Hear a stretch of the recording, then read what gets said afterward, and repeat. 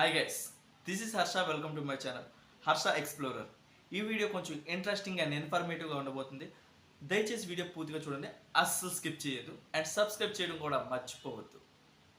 మీకు ఎప్పుడైనా ఒక డౌట్ వచ్చిందా? ప్రతి దేశానికి కూడా ఒక మ్యాప్ అన్నది ఉంటుంది. ఇండియా అవ్వచ్చు, పాకిస్తాన్ అవ్వచ్చు, శ్రీలంక అవ్వచ్చు, ఆఫ్ఘనిస్తాన్ అవ్వచ్చు, ఆస్ట్రేలియా అవ్వచ్చు, ఏ దేశమైనా అవనే. కానీ దానికంటూ ఒక మ్యాప్ అన్నది ఉంటుంది. ఆ మ్యాప్లో చిన్న తేడా వచ్చినా సరే ఆ దేశంలో ఎవ్వరు కూడా ఒప్పుకోరు. ప్లస్ ఆ దేశం అన్నది ఐక్యరాజ్య సమితిలో కూడా రిపోర్ట్ చేస్తుంది. సో ఇప్పటికే మీకు అర్థం అవ్వాలి ఈ వీడియో చాలా సెన్సిటివ్ టాపిక్ అని. అయితే మీకు ఎప్పుడైనా ఒక డౌట్ వచ్చిందా? మన ఇండియా మొత్తం మ్యాప్లో లాస్ట్ అట్టడుగు స్థానంలో ఎంత బిట్ ఉంటుంది శ్రీలంక. ఆ దేశాన్ని మన ఇండియాలో ఎందుకు కలిపారు, మన ఇండియా మ్యాప్లో ఎందుకు ఉంటుంది అని ఎప్పుడైనా మీకు డౌట్ వచ్చిందా? ఇవన్నీ మనకు తెలియాలంటే అసలు ఏం జరిగిందో తెలుసుకునే ప్రయత్నం చేద్దాం.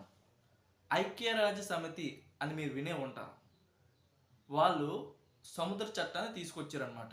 ఆ చట్టంలో ఏముందంటే ఏ దేశం అయితే ఆ సముద్ర తీర ప్రాంతాల్లో ఉంటాయి కదా, ఆ దేశాల నుంచి 200 నాటికల్ మైల్స్ ఎంతైతే డిస్టెన్స్ ఉంటుందో, మన భాషలో చెప్పాలంటే 370 కిలోమీటర్లు డిస్టెన్స్ ఏదైతే ఉందో ఆ డిస్టెన్స్లో ఉన్న సముద్ర జలాలన్నీ కూడా ఎంతైతే సముద్ర స్పేస్ ఉందో అదంతా కూడా ఆ దేశానికే చెందుతుంది. ఆ లెక్కను చూసుకుంటే శ్రీలంకకి మన ఇండియాకి ఉండే స్పేస్, ఆ గ్యాప్ అయితే ఏదైతే ఉందో అది కేవలం 25 కిలోమీటర్లే. ఈ లెక్కన మనది శ్రీలంకకి మనది ఒకటి కాదు, అది వేరే దేశమే. కాకపోతే ఆ సముద్ర జలాలు ఏదైతే ఉందో అదంతా కూడా ఇండియాకి సంబంధించింది. అందుకే దాన్ని హిందూ ఓషన్ అని అంటారు. సో అందులో ఆ దేశం అన్నది ఒక భాగం.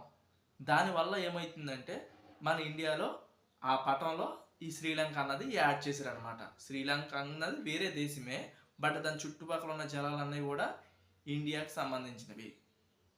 అలాగని శ్రీలంక వాళ్ళకి సముద్ర జలాలు లేవా అంటే ఎందుకులో ఉన్నాయి. వాళ్ళ పరిధి వాళ్ళకున్నది, మన ఇండియా వాళ్ళ పరిధి మనకు ఉందన్నమాట.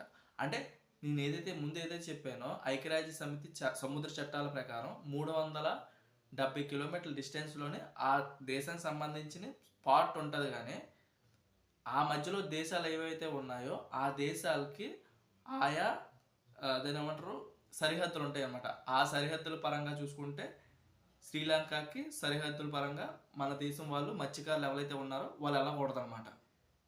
సో ఫైనల్గా మీకు ఇప్పుడు ఒక క్లారిటీ అయితే వచ్చి ఉంటుంది, మన ఇండియా మ్యాప్లో శ్రీలంక ఎందుకు ఉంటుంది అని.